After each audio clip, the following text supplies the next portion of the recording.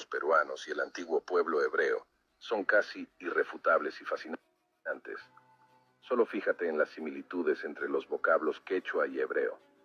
Te adelanto que esta no es ni cerca la coincidencia más grande entre estos dos pueblos, separados por miles de kilómetros y cientos de años. Así que quédate hasta el final, porque te aseguro que te quedarás boquiabierto. Iniciemos a dar contexto. Menashe ben Israel fue uno de los más famosos rabinos sefaradíes de Ámsterdam, Holanda. Él estaba convencido de que la restauración de Israel no podría tener lugar, sino hasta que los judíos se hubieran esparcido por todas partes del mundo. En septiembre de 1644, llegó a Ámsterdam Antonio de Montesinos, un español que regresaba a Europa después de haber hecho su fortuna en América Latina durante casi 10 años. En realidad, Montesinos era un criptojudío cuyo verdadero nombre era Aarón Levi.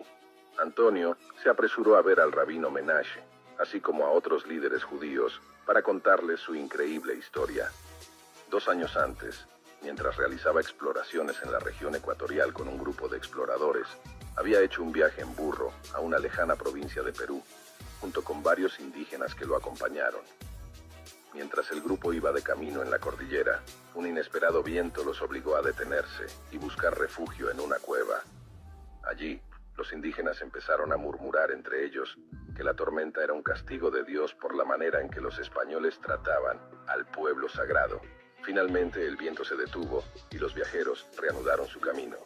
Varias semanas después, tras su regreso a Ecuador, la Inquisición lo detuvo por sospechoso de judaizante. Estando en la cárcel, se puso a reflexionar sobre el comentario que había escuchado de los indígenas y prometió que, en caso de salir en libertad, iría en busca de ese pueblo sagrado. Afortunadamente no tuvo que esperar mucho tiempo, ya que fue liberado por falta de pruebas. Antonio de Montesinos entonces localizó a los guías indígenas y les pidió que lo condujeran hacia ese pueblo sagrado. Ante la duda de los indígenas, les explicó que él mismo pertenecía a ese pueblo sagrado. Asombrados y admirados, los indígenas no dudaron, y al cabo de 3 días partieron con Montesinos rumbo al lejano lado norte de la cordillera. Finalmente, al alcanzar un pequeño descampado a orillas de un bosque, los guías se detuvieron y emitieron una serie de silbidos. Al cabo de unos minutos aparecieron 4 indígenas. Enojados por la presencia del europeo, sostuvieron una conversación con los guías en su idioma nativo. Al conocer la identidad de Montesinos, lo abrazaron y recitaron en su honor, como bienvenida, el Shema Israel. Luego el grupo se encaminó hacia una aldea cercana. Allí, con los guías como intérpretes, los ancianos de la tribu le relataron su historia. Ellos eran descendientes de la tribu perdida de Rubén y le dijeron que llevaban varios siglos viviendo en aquella jungla. Siempre habían soñado con restablecer contacto con su ancestral pueblo judío. Ahora, después de recibir a uno de sus hermanos, su sueño podría finalmente realizarse. Anhelaban ser instruidos en los principios de la Torá. Montesinos entonces les prometió que lo haría una vez que regresara a su país. Al poco tiempo partió a Europa y a su llegada a Ámsterdam se apresuró en relatar su increíble aventura a los líderes de la comunidad judía local. Todos los oyentes quedaron fascinados ante tal relato. Ahora, en algún rincón del mundo se descubría un remanente del pueblo de Israel. Similitudes entre las costumbres judías y las indígenas peruanas. También, por esas fechas, un predicador de Inglaterra llamado Thomas Thornwood publicó el libro Los judíos en América y la probabilidad de que los indígenas sean judíos. Pero lo más sorprendente de todo esto fue lo que declaró en esa época el filósofo inglés William Penn, quien fundó Pensilvania, que son muchas las similitudes que existen entre las costumbres judías y las indígenas. Veamos algunas de estas costumbres, ceremonias o ritos que tenían los indígenas y que aparentemente tendrían en sus creencias un origen en común con las leyes judías. Entre algunos de los preceptos de los indígenas figuran el de hacer frecuentes sumergidas en ríos o manantiales.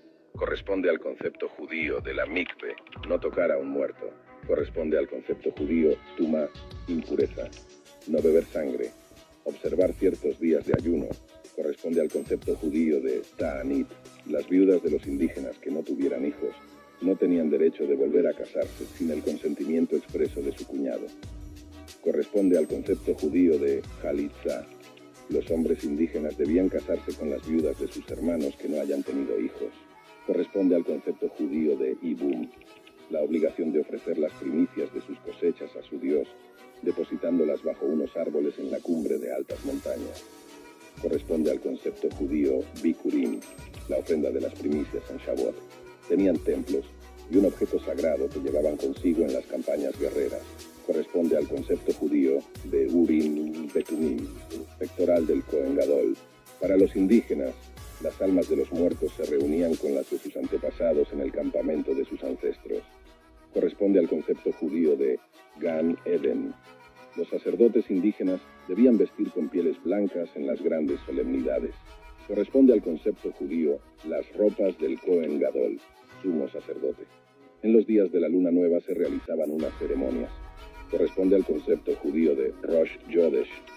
Las mujeres indígenas debían vivir en tiendas separadas durante los periodos que se consideraban impuras, durante la menstruación y durante los 3 meses siguientes al parto. Corresponde al concepto judío Nida, mujer impura. El tótem que llevaban consistía en una caja de madera que nunca debía tocar el suelo, por lo que se transportaba en andas.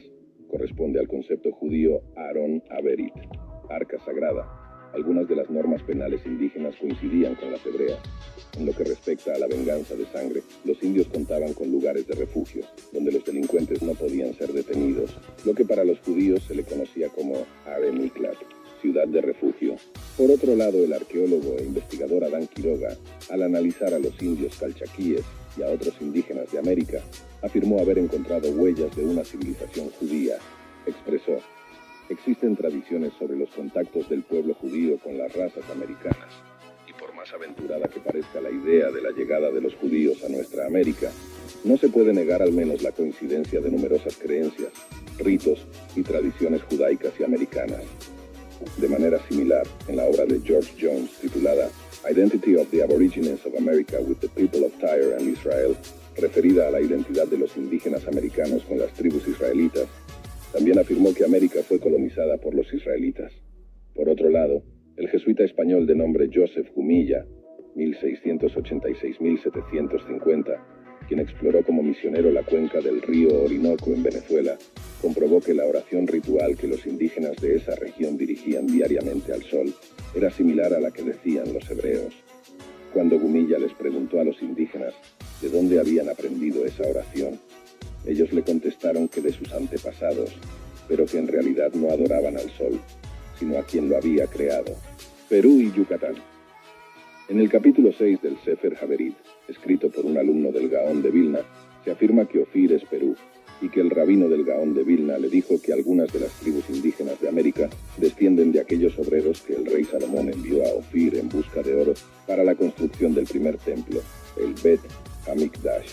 Según la Torá, Ofir era un lejano país rico en oro, piedras preciosas y maderas. El rey Hiram envió a sus marineros, los fenicios, que conocían muy bien el mar, para que junto con los trabajadores del rey Salomón viajaran en busca del oro de Ofir. Así fue como llegaron los barcos a Perú y trajeron de allí 420 barras de oro que llevaron al rey Salomón para la construcción del Bet Hamikdash. Melayim, Primera de Reyes 9, 26-28 y Dibre Hayamim II, 8-18 y 9-10. Asimismo, Miguel Cabello de Balboa, 1535-1608, sobrino de Vasco Núñez de Balboa, quien descubrió el Océano Pacífico, escribió una crónica sobre el pasado prehispánico del Perú, afirmando que Perú era Ofir. Según él, el personaje de Ofir, que figura en la Torá, se había trasladado hacia tierras muy lejanas, fundando en su nombre la ciudad de Ofir, hoy en día Perú.